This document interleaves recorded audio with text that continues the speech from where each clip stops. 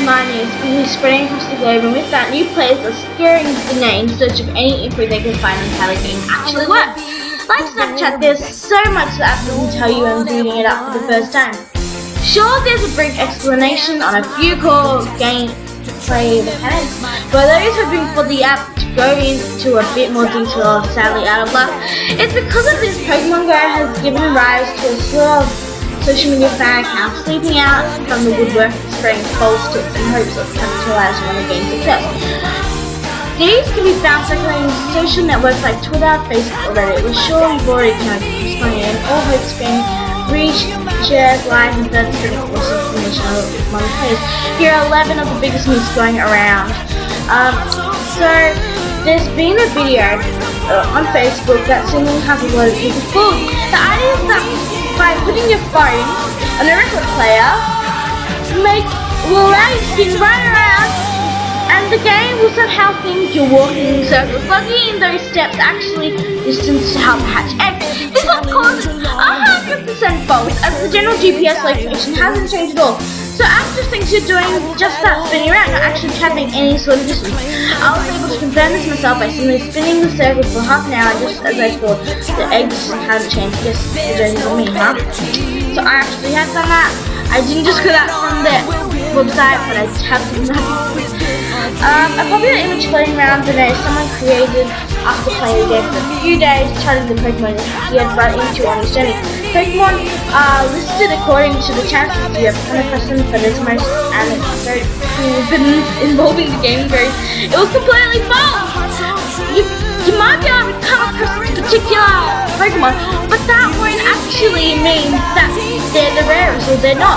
If you can't find the rarest, Mewtwo and all. A good tip that turned out to be false is quickly tap a Pokeball and then you would be able to retrieve it. You can't do that, it's 100% false!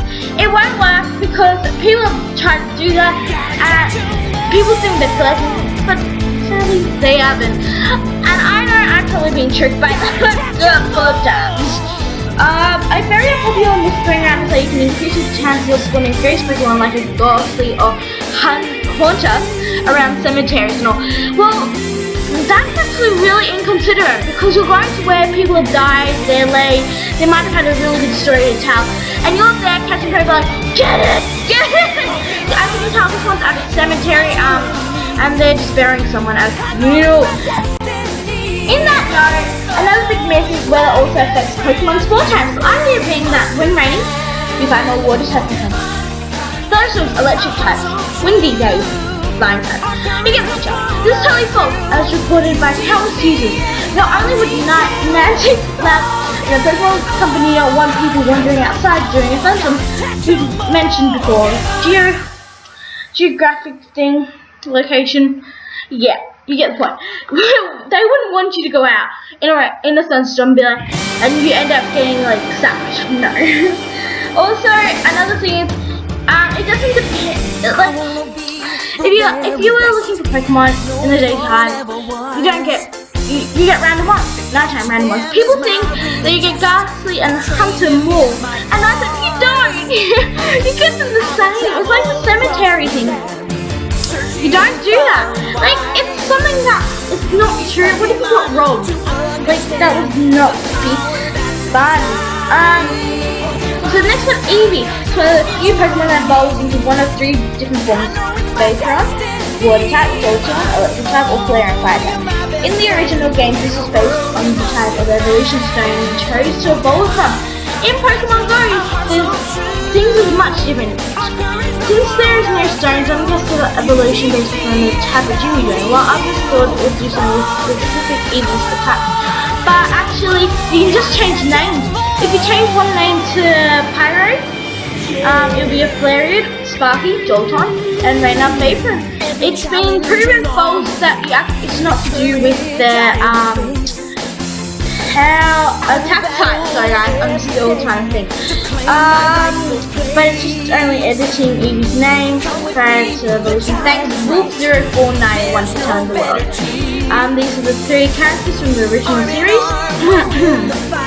Sorry guys, nearby, while a great way to see the Pokemon that are close to you, is still a bit confusing because I'm tapping on a specific Pokemon can lock them on the side.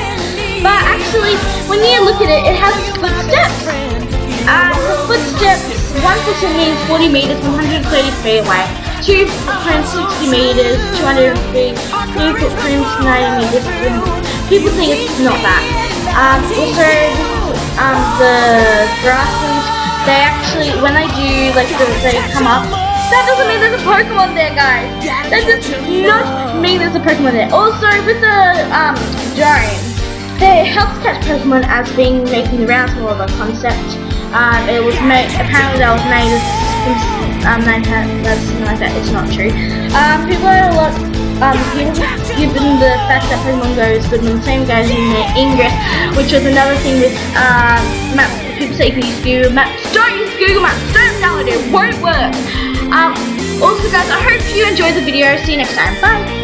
I hope you subscribe and everything. Yeah, sorry, I'm real guy.